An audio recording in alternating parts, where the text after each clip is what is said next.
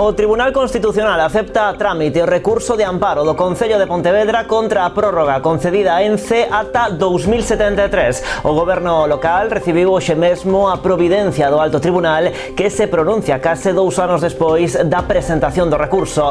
Pro Executivo pontevedrés, esta decisión do Tribunal Constitucional confirma a postura do Concello. O procedemento contra ENCE continúa aberto. Que tal, saúdos? Novo golpe, o menudeo de drogas en Boiro. A Garda Civil de Boiro desartellou 2 puntos de venda de droga na localidade. Foi no marco da denominada Operación Regueiro. O operativo saldouse coa detención de 2 persoas, unha das cales ingresou en prisión. O BNG reclama unha segunda ambulancia medicalizada para a comarca do Salnés. Os nacionalistas denuncian a intención da Xunta de trasladar un ano máis a ambulancia medicalizada do Hospital do Salnés para Sanxenxo durante os meses de verán. Reclaman unha propia para ese municipio e o Grove. Esta mañá iniciaron unha recollida de sinaturas. Xornada de circulación intensa no centro de Vilagarcía polo reasfaltado da avenida Xoán Carlos I, a que pasa por diante do Concello. Trátase dunha actuación moi necesaria polo mal estado que presentaba o pavimento nesa zona. O treito forma parte da N640A, unha estrada que presenta deficiencias noutros puntos. Cita coa música en Noia. A vila volverá a poñer en valor a súa gran tradición musical na segunda edición do programa Noia Encántame. Diversas agrupacións e coros van a actuar este sábado na Igrexa Santa María Nova con peche no Coliseo Noela a cargo do grupo Amisela e a agrupación coral Canta por Noia. E hoxe nas novas tamén falaremos do ribadumiense Luís Serantes, que é o novo director xeral da Mutualidade de Futbolistas. Despois de 9 anos traballando para esta entidade, a xunta directiva decidiu poñelo á fronte para liderar esta nova etapa. O seu principal aval para este nomeamento foi precisamente o seu coñecemento sobre o funcionamento da organización. Pois con todo isto e moito máis comezamos. Están vendo as novas do día en Canal Rías Baixas.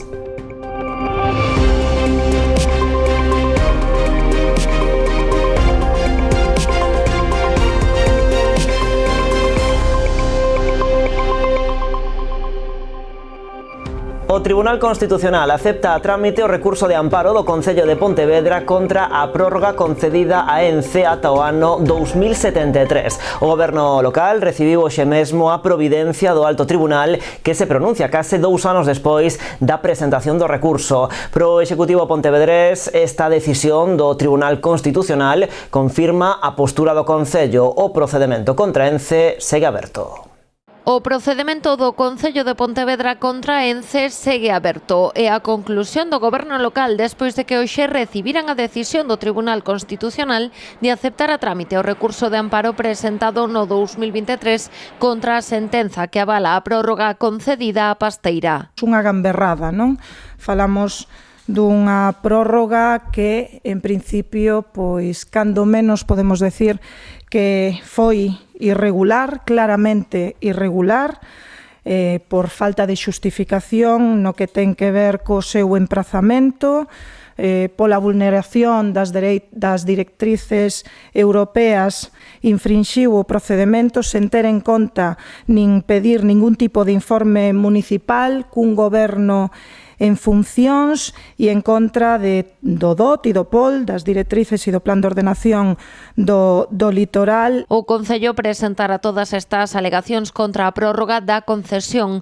No 2021, a Audiencia Nacional decidía anulala, estimando tan só unha delas e sen analizar as restantes. Despois, no 2023, o Tribunal Supremo botaba atrás esta sentenza sen estudar todas as alegacións.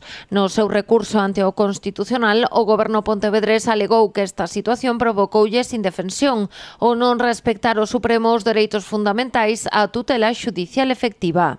Entendíamos que este Concello de Pontevedra e a súa veciñanza recibiu un trato de indefensión o non ter estudado ningunha destas causas e o Concello xa o tomou como unha cuestión de dignidade. O Concello de Pontevedra non pode admitir que se ningunee desta maneira a este Concello, sin pedirlle ningún tipo de informe e sacando adiante unha prórroga claramente. Neste novo episodio, o Goberno local ve tres opcións. Dúas delas parten dun escenario no que o Constitucional declara nula a sentenza do Supremo. A raíz disto, podería decidir ou revogar automáticamente a prórroga ou retrotraer o procedemento á Audiencia Nacional para que analice todas as alegacións presentadas polo Concello nun primeiro momento. A terceira vía, no caso de que a sentenza sexa desfavorable, será recorrer ao Tribunal de Xustiza Europeo. Que o Tribunal Constitucional sexa ou emita unha sentencia desfavorable e, polo tanto, nós seguiríamos no camiño acudindo ao Tribunal Europeo pedindo que se defendan os dereitos fundamentais dos pontevedreses e das pontevedresas. Tras coñecer esta decisión do Constitucional, Ence asegura que a admisión a trámite do recurso de amparo só implica que se tramitará o recurso para valorar se se vulneraron os dereitos fundamentais. Polo tanto, dende a Pasteira defenden que a prórroga non está en discusión. E seguimos en Pontevedra, pero agora para falar dun incendio que se producía este mediodía na avenida de Lugo, na parroquia de Mourente. Tiña lugar en concreto no lugar de Casas Novas. As lapas comezaron ao redor das 3:15 da tarde. Aínda que o inmoble estaba en principio abandonado, os veciños alertaron aos servizos de emerxencia de que dúas persoas levaban tempo pernoctando no seu interior. De feito, varias testemuñas apuntaban a que no momento no que se declarou o incendio había unha persoa dentro do inmoble, pero que puido sair polo seu propio pé. Así as cousas, foi trasladado ao hospital por precaución ante a inhalación de fume. A to punto desprazouse un amplo dispositivo. Dende o 112 Galicia movilizaron a bombeiros de Pontevedra, Policía Local e Nacional e ata 3 ambulancias de urxencias sanitarias. A investigación corre a cargo agora da Policía Nacional. O dispositivo e o operativo de extinción do lume ralentizou o tráfico na contorna da rotonda de Montecelo. Viámoslo en titulares, a Garda Civil de Boiro desartellou 2 puntos de venda de droga nesa localidade. Foi no marco da denominada Operación Regueiro. O operativo saldouse coa detención de 2 persoas, unha das cales ingresou en prisión. Novo golpe ao menudeo de drogas en Boiro. Foi no marco da denominada Operación Regueiro. A investigación da Garda Civil, iniciada en febreiro pasado, saldouse coa detención de 2 persoas, un veciño de Boiro e unha muller residente en León. Os dous acusados dun presunto delito contra a saúde pública.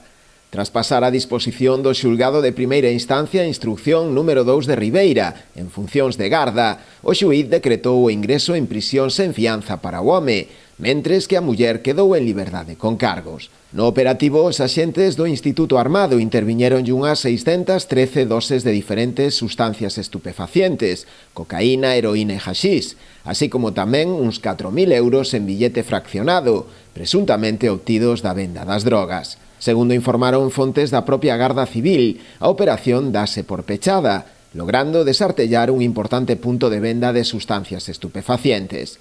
Ao parecer, os 2 prendidos empregaban as inmediacións dun pazo abandonado como lugar habitual para realizar as súas transaccións, onde acudían a pillar toxicómanos de toda a comarca.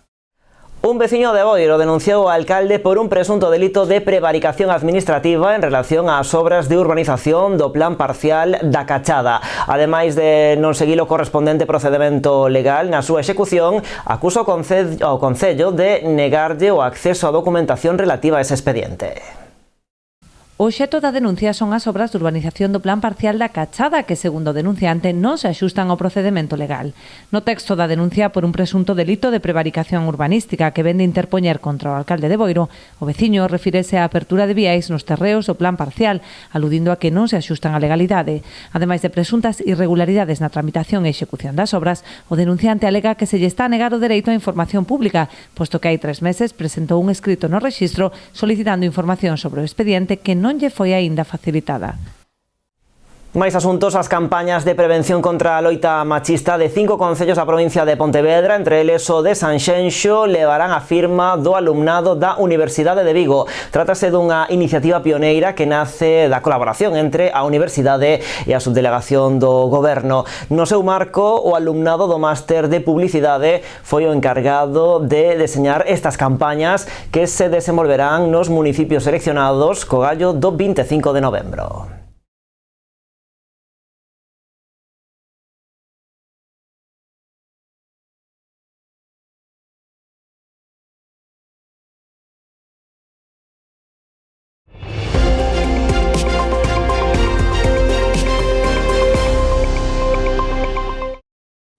O alcalde de Vilagarcía mantivo nas últimas horas unha reunión co presidente de Renfe para pedirlle que o AVE a Madrid de primeira hora da mañá faga parada en Vilagarcía. Logo desa xuntanza, Alberto Varela recoñece que vai ser pouco probable que se poida recuperar ese servizo en vista a súa baixa demanda. Renfe xustifica esta medida en criterios económicos, algo que o alcalde comprende, pero di non compartir. Nesa mesma liña, trasladaba esta mañá o seu apoio á postura do rexedor o subdelegado do Goberno en Pontevedra. Eu que trato de facer ver que isto non se pode mirar solamente en termos de rendimento económico ou de cuadrar contas, sino hai que velo en termos de rentabilidade social e de aposta por un transporte colectivo. O que se está pedindo, pero é mesmo decir, tamén vou poñer en valor unha outra cousa, que decir, que non nos esquezamos tampouco que fai 10 anos con outro goberno de outro cor político de Madrid e outro goberno de outro color político nesta cidade, non había ningún tren directo con Madrid. E ao longo destes anos conseguíronse dúas e agora tiñamos 3 frecuencias. Ben, así como se conseguiron ter ese enlace directo con Madrid, eu vou a seguir pelexando e traballando ata que se recupere esta frecuencia a 6 e pico da mañá. O alcalde sabe que ten todo o meu apoio nestas reivindicacións, sabendo que, bueno, Renfe como empresa pública pois ten uns criterios que van máis alá do propio servicio, que, bueno, pois son os criterios das contas de resultados e que, polo tanto, entendo que eso debe de ser o que se está calibrando. Pero, claro, eu de maneira directa a subdelegación sobre empresas públicas, a actuación non é nada máis alá que reforzar as demandas dende os ámbitos, neste caso a administración local, o Concello de Vilagarcía. O BNG reclama unha segunda ambulancia medicalizada para a comarca do Salnés. Os nacionalistas denuncian a intención da Xunta de trasladar un ano máis a ambulancia medicalizada do Hospital do Salnés para Sanxenxo durante os meses de verán. Reclaman unha propia para ese municipio e o Grove para non deixar desatendida, din, o resto da comarca. Esta mañá iniciaron unha recollida de sinaturas en Vilagarcía. O BNG denuncia o que consideran un segredo a voces os plans da Xunta como nos últimos anos de trasladar a ambulancia medicalizada con base no Hospital do Salnés a Sanxenxo durante os meses de verán. Din que é unha medida que supón desvestir un santo para vestir outro. Sacar a ambulancia do Hospital do Salnés significa que está a 5 minutos se hai unha emerxencia de atender a calquera cuestión no Concello de Vilagarcía ou a 7 ou 8 no caso de Vilanova, da Illa ou de Cambados ou de Catoira ou Caldas, e durante os meses do verán que se traslada para Sanxenxo, esos tempos pasan a 30, 35 minutos, 40 minutos e diante dunha emerxencia cada minuto conta, non? Os nacionalistas aseguran ser conscientes do volume de turistas que nos visitan, polo que reclaman unha segunda ambulancia medicalizada que preste o seu servizo entre os concellos de Sanxenxo e o Grove. Que se reforce Sanxenxo e o Grove con unha alta afluencia de persoas visitantes, de turistas durante o verán, que se reforce con outra ambulancia diferente. Non se pode ter que escoller entre atender a veciñanza da comarca ou atender a poboación que ven de fora. Non pode ser excluinte. Ten que ser complementario, polo tanto ten que haber manterse a ambulancia no Hospital do Salnés e outra para Sanxenxo e o Grove. Arroupando esta reivindicación, xunto co BNG estiveron hoxe traballadores de urxencias sanitarias. Aseguran que non reclaman nada para eles, senón para a cidadanía. O único que pedimos é traballar con dignidade, pero de cara á población. É dicir, para nós, vendo sobre todo o que pasou o ano pasado e anos anteriores, non entendemos como unha ambulancia de soporte vital avanzado das 11 que hai en todo Galicia, que hai unha aquí en Vilagarcía, esa ambulancia de soporte vital avanzado se quite de Vilagarcía para poñela na zona de Sanxenxo. Entendemos que en Sanxenxo ten que haber unha ambulancia de soporte vital avanzado, ten que haber un reforzo no Brán, entendemos que sí, que ten que habelo, pero non a costa de que se saque dos veciños da outra zona do Salnés, é dicir, a xente de Moraña, a xente de Caldas, a xente de Vilagarcía. Ao mesmo tempo, denuncian o uso inadecuado que advirten se está a facer da ambulancia medicalizada do Salnés, empregándoa para traslados a outros centros sanitarios, o que se traduce en que non está disponible durante unha emerxencia real. Sobre estas demandas, o BNG vai levar iniciativas ao Parlamento galego. Ao mesmo tempo, iniciaron unha campaña de recollida de sinaturas para demostrarlle á Xunta, explican, a inquedanza da cidadanía do Salnés ante unha situación que se repite, segundo lamentan, todos os veráns. Máis política, a piques de cumprirse 2 anos das últimas eleccións municipais, o Partido Popular da provincia de Pontevedra fixo hoxe balance. O seu presidente, Luís López, denunciou a forte inestabilidade que se está a dar nos 16 concellos nos que gobernan PSOE e UNG grazas a diferentes pactos. Situación que contrapuxo a xestión e a estabilidade, dixo, que se vive nas 27 alcaldías do PP. López apuntou que Pontevedra, Vilagarcía, Cambados, Ogrove, Caldas, A Illa e Cuntis están a vivir graves problemas de gobernabilidade que atribuiu ás polémicas internas entre os socios de goberno. No caso da capital de provincia, o presidente asegurou que o Executivo nacionalista está en plena decadencia e acusounos de reaccionar de xeito desesperado ante o que considera un crecemento imparable do proxecto popular liderado por Rafa Domínguez. Destacou tamén, entre outros concellos, a división do goberno bipartito de Caldas e a mala xestión económica que asegurou está a realizar o alcalde socialista de Cuntis. Ningunha medida, ningunha solución, nada máis que evitar que goberne o Partido Popular. Estamos a falar que son máis de 260.000 veciños da provincia que viven atrapados políticamente en concellos onde o PSOE, o Bloque e os independentes só ofrecen gobernos rotos, divididos e débiles. Non os imos abandonar a súa sorte mentras outros concellos progresan con sentidiño, que lles ofreceremos a mellor alternativa de goberno cando chegue o momento e que o PP desta provincia vai estar ao seu carón ata o final deste mandato na oposición para, a partir de maio de 2027, estar máis preparados que nunca para gobernar.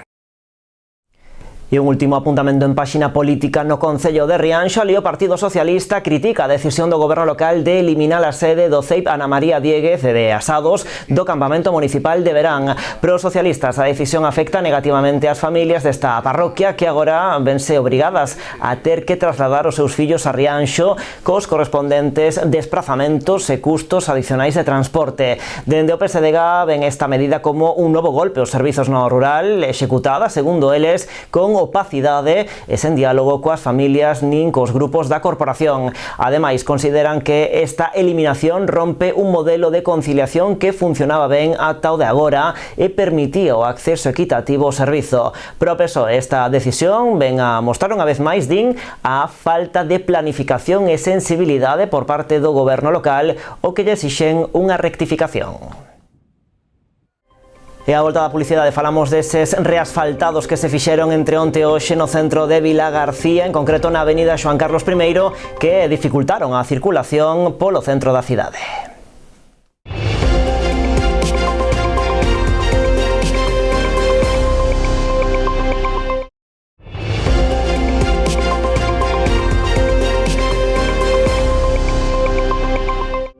Aquí seguimos nas novas en Canal Rías Baixas. Xornada de circulación intensa no centro de Vilagarcía polo reasfaltado na avenida de Xoán Carlos I, a que pasa por diante do Concello. Trátase dunha actuación moi necesaria polo mal estado que presentaba o pavimento nesa zona.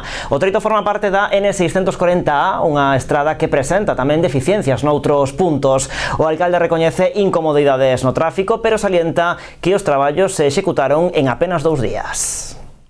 Se vostedes circulan a diario polo treito urbano da N640A ou o que é o mesmo a avenida Xoán Carlos I de Vilagarcía, notarían hai tempo o pésimo estado do seu pavimento, un problema que pasa estes días a historia co reasfaltado total da vía, unha reivindicación de veciños e conductores que o Concello trasladou ao Goberno Central a quen pertence esta estrada. Nos 18 meses que levo de subdelegado, a verdade é que o alcalde dende o principio pois insistiu na situación discutible do firme neste tramo urbano, que en realidade pois unha vía urbana mesmo diante do Concello, e bueno, pois por fin podemos mellorala e facer un cambio total do firme, non reparar os baches, que sempre, bueno, pois unha solución menos lucida, menos práctica e moito peor en termos dos usuarios, non? Os traballos supoñen un investimento dun 75.000 euros. O alcalde celebra que o Executivo Central atendese as demandas da cidade. Agradezo a xestión do subdelegado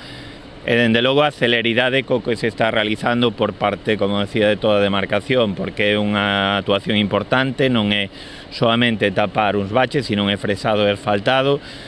e que creo que hoxe mesmo, hoxe mañán remata, é dicir, se vai a facer ademais un pintado provisional e dentro dunhas 2 ou 3 semanas, cando todo este, se pintará definitivamente. Estes traballos en pleno centro urbano xeraron tanto hoxe como a onte unha circulación intensa en Vilagarcía. Con todo, o alcalde salienta que son os traballos que se fixeron en apenas 2 días. Hai incomodidades de atascos, pero unha actuación que non é menor desta envergadura, poder resolvela en 2 días, pois dende logo en tempo récord. Hai outras alternativas nesta cidade. Estes 2 días pois pode haber incomodidades e o tráfico pois en algunhas zonas non é tan fluido. De todas formas, é un vial pois que cruza a nosa cidade, sabíamos que iba a haber incomodidades. O que eu non sabía e que iban a ser capaces de facelo en 48 72 horas. A N640 é unha das principais estradas da provincia de Pontevedra, unindo Vilagarcía coa provincia de Lugo. No seu percorrido aínda quedan moitos treitos pendentes de mellora, aínda que dende a subdelegación do Goberno prefiren velo vaso medio cheo, salientando aqueles nos que xa se foron resolvendo deficiencias nos últimos anos. Pontevedra instalou unha malla de protección para asegurar a fachada do Pazo da Cultura. Tras a caída dunha das lousas o pasado mes de marzo, o Concello decidiu tomar medidas urxentes para garantir a seguridade na contorna deste edificio. Unha intervención que se realiza de xeito paralelo a un estudo sobre o estado da fachada e para determinar cales serían as medidas a tomar tanto a medio como a longo prazo. A actuación conta cun orzamento de algo máis de 380.000 euros. Así as cousas, estes traballos non afectarán a actividade do Pazo da Cultura e do recinto feiral, que estarán coordinadas para que se poidan desenvolver con total normalidade. O obxectivo último é que probablemente teñamos que renovar toda a fachada. Neste momento non o podemos asegurar, todo apunta a que sí, pero dependerá destes estudios que estamos facendo e da avaliación que se faga en tal caso de cal sería a reforma, porque este é un edificio que ten unhas certas características, digamos, artísticas, é un proxecto moi interesante no momento en que se fixo, e todo isto hai no que traballar con moitísimo cuidado e con moitísima delicadeza. E o alcalde de Rianxo destaca o importante esforzo inversor realizado ao longo deste mandato en materia de servizos básicos e mantemento de infraestructuras. Segundo Julián Bustelo, as actuacións realizadas neste tempo en diferentes zonas do concello ascendeu a máis de 1 millón de euros. Nestes 2 primeiros anos de mandato, o Executivo rianxeiro veu realizando un importante esforzo inversor en materia de saneamento e abastecemento de auga para dotar destes 2 servizos básicos a todas aquelas zonas do municipio que carecían deles. Para o Goberno local, estas actuacións, xunto coas realizadas na mellora de firmes e pavimentacións de núcleos, son 2 dos eixos fundamentais do seu programa de goberno. Os últimos 2 anos, os 2 anos que vimos exercendo a labor de goberno, aproximadamente licitamos e executamos obras que teñen que ver con saneamento, con abastecemento, tamén con renovación de firme nos accesos aos núcleos rurais, que están no entorno de 1 millón de euros, non? Unha cantidade moi importante para un concello como o noso, e que se materializa ou se vai materializando en obras como as que vimos de rematar no núcleo de Quintáns, no núcleo de Vilas, no núcleo da Casilla, por exemplo, non? Obras de dotación de redes de abastecemento e saneamento e tamén mellora dos firmes, non? Dende o equipo de goberno entenden que esta debe ser unha das súas prioridades, polo que teñen intención de continuar con este tipo de actuacións en vindeiros anos, ben con fondos propios ou con achegas de outras administracións. Vense facendo un esforzo importante nesta materia, en dotar as nosas aldeas dos servizos básicos imprescindibles na renovación dos accesos. É un traballo que vai continuar no que resta de legislatura, porque hai moito que facer nese sentido, non? E o Concello da Pobra convocará un concurso público durante o mes de xuño para deseñar a futura fachada marítima do municipio. Será en colaboración coa Fundación Ría e o Colexio Oficial de Arquitectos de Galicia. A colaboración entre o Concello da Pobra, a Fundación Ría e o Colexio de Arquitectos de Galicia busca redefinir o futuro do bordo litoral do municipio a través dun concurso de ideas. Convocarase o próximo mes de xuño co obxectivo de elaborar un plan director para planificar o deseño e usos da fachada marítima. Xurde o que é este plan estratégico, este diseño do plan estratégico, porque no que é a fachada marítima do que o noso Concello reflexa moi ben o que é a nosa propia identidade, e é un espacio onde se concentran edificios de uso público, edificios de disfrute de toda a veciñanza, de ocio, temos Alameda, hoy tamén é unha vía moi importante para o desenrolo diferentes de actividades económicas. Non temos que esquecer que nesa zona está o mercado municipal, a Praza de Abastos, e que tamén é onde se celebra o mercadillo. Entonces, a partir de aí nos pareceu un proxecto moi interesante porque nos leva a diseñar de unha forma global, tendo en conta moitísimas variables, todo o que é esa fachada marítima. Como ben dixen antes, sin perder o que é a identidade, atendendo a criterios de sustentabilidade, a criterios tamén de mobilidade e, como non, que todos eses usos sean compartidos por toda a veciñanza de unha maneira colectiva, non? Abrir a Pobra ao mar con maior protagonismo dos peóns e do espazo público son algunhas das premisas das que parte este concurso, para o que o Colexio Oficial de Arquitectos prestará asesoramento técnico. Pola súa banda, a Fundación Ría estableceu os criterios para o deseño tras a coordinación cos diferentes axentes implicados que se reuniron periódicamente para afondar no proxecto. Unha vez que se acorda poñelo en marcha, a Fundación Ría tamén firma, e nós, o Concello, firmamos un convenio co Colexio de Arquitectos para que diseñen o que é a parte máis administrativa, eses pliegos administrativos, e incluso publiciten o que é o concurso. Eu asistín, porque isto xa digo que forma parte dentro de outro proxecto global da Fundación Ría, chamoume moito a atención que é un concurso que, aínda que se presentan o que poden ser estudos a nivel internacional, tamén participa moita xente moza, o sea, arquitectos xóvenes que salen recentemente o que pode ser da universidade e ven isto que pode ser, unha vía de mostrar a súa creatividade e encontrar tamén traballo, porque despois, como ben decimos, vai haber 3 premios, pero primeiro vai ser o diseño do plan director con un coste de 60.500 euros, unha vía de manifestar o que son as propias inquedanzas e como eles ven tamén as vilas do noso país, non? E saiban tamén que Congalsa segue a ampliar a súa lista de distintivos en materia de sostibilidade. Desta volta ven de obter 15 estrelas no estudo realizado polo Atlas Galego da Empresa Comprometida en 2024, situándose entre as firmas con mellor puntuación. O informe someteu a estudo a un cento de compañías de toda Galicia, avaliando o seu compromiso empresarial en 4 grandes áreas: bo goberno, medio ambiente, entorno e persoas. Tan só un grupo moi reducido logrou superar as 3 estrelas en cada unha das categorías. Xunto a Congalsa figuran entidades como Hijos de Rivera, Abanca, Viacua ou Plexuxtec. No caso da firma pobrense, o estudo destaca a súa aposta pola creación de emprego e a formación continua, as políticas de inclusión e igualdade e as melloras no ámbito do I+D+I.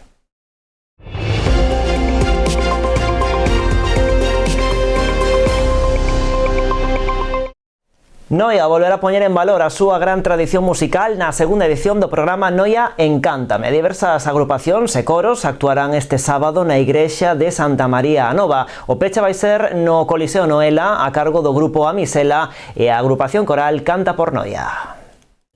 A segunda edición do programa Noia Encántame terá lugar este sábado día 31 cun nutrido cartel de agrupacións musicais e corais da vila que conta cunha gran tradición de canto. Noia Encántame o que vai a ser o día 31 de maio, durante todo o día vai haber unha serie de coros, sobre todo vai haber 2 sedes, esta sede que é a Santa María Nova, onde estamos hoxe, que como podes comprobar, todo o mundo que ven aquí ás actividades ten unha acústica formidable e ademais, é un sitio que eu creo que temos que poñer en valor, non? Isto estará todo cheo de sillas, buscando un aforo en torno a 120 persoas aproximadamente. Aquí serán os da mañán, os das 12:30 da mañán, e tamén o da tarde, das 6 da tarde, e remataremos no Coliseo Noela, que é outra sede, o noso teatro, que xa cumpleu o ano pasado esos 100 anos e que tamén nos gusta que a xente acabe ali e tendo ali as actividades culturales, non? Dará comezo ás 12:30 da mañá na igrexa de Santa María a Nova coa coral feminina do Barbanza e o grupo Abanoia. Xa pola tarde tocará a quenda o coro xuvenil Aires do Atlántico e o grupo vocal e instrumental Atlántico, que darán paso ao concerto de peche no Coliseo Noela. O día 31 de maio, como decía, ás 12:30 da mañán vai estar aquí a coral feminina Barbanza, que está aquí representada, estamos todos representados aquí os que están hoxe comigo na presentación, E o grupo Abanoia, tamén, que temos aquí representado con Samuel. Ás 18:30 temos o coro juvenil Aires do Atlántico, que tamén temos aquí a súa representante, e o grupo vocal e instrumental Atlántico. E remataremos no Coliseo Noela co grupo Amisela e o grupo Canta Paranoia, que é un grupo coral. A intención da Concellería de Cultura é seguir a impulsar este festival, nacido o pasado ano, para poder optar as subvencións da Deputación da Coruña e ampliar así a súa duración a 2 xornadas de cara á vindeira edición.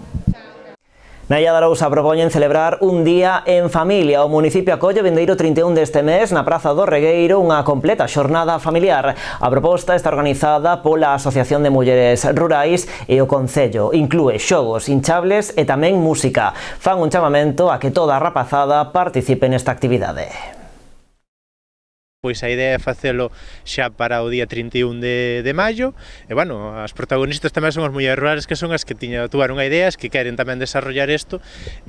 Pois nada, a idea é que vai haber uns hinchables, o ano pasado pois foi unha cousa así para probar, que foi o éxito rotundo, e este ano pois seguimos aumentando todos eses hinchables que había no seu momento. O ano pasado hubo tres hinchables, este ano vamos a aumentar a un cuarto, pois nada, para diferentes idades, tanto para pequeniños como para xente xa máis grande, máis hasta eu mismo poderíamos ir a un deles, porque máis un deles vai a ter unha piscina, ao final ao remate son 26 metros de xogo e ao final remata nun salto cunha piscina.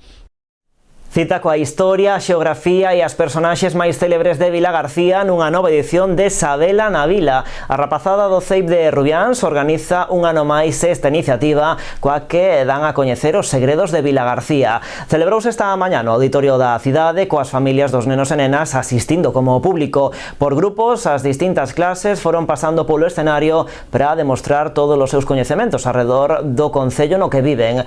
Fixeron un gran repaso polas parroquias, por algunhas personaxes ilustres ou por fitos históricos ou eventos festivos e populares propios do municipio. A xornada foi inaugurada polo alcalde da cidade. Alberto Varela felicitou a rapazada polo seu traballo, poñendo en valor que os máis novos da vila se converten así a través desta iniciativa en auténticos embaixadores de Vilagarcía. Cambiamos de asunto. Ribadumiense Luís Serantes, novo director xeral da Mutualidade de Futbolistas. Despois de 9 anos traballando para esta entidade, a xunta directiva decidiu poñelo á fronte para liderar esta nova etapa. O seu principal aval para este nomeamento foi precisamente o seu coñecemento sobre o funcionamento da organización. O ribadumiense Luís Serantes xa é o novo director xeral da Mutualidade de Futbolistas, entidade aseguradora sen ánimo de lucro especializada no tratamento das lesións deportivas. Foi nomeado pola xunta directiva durante a Xornada de Empregados 2025, que se celebrou o pasado venres en Toledo. No vengo aquí a aprender, creo que eso es importante, vengo ya creo que con la edición aprendida. Es verdad que me queda mucho por aprender en el ámbito de servicios centrales.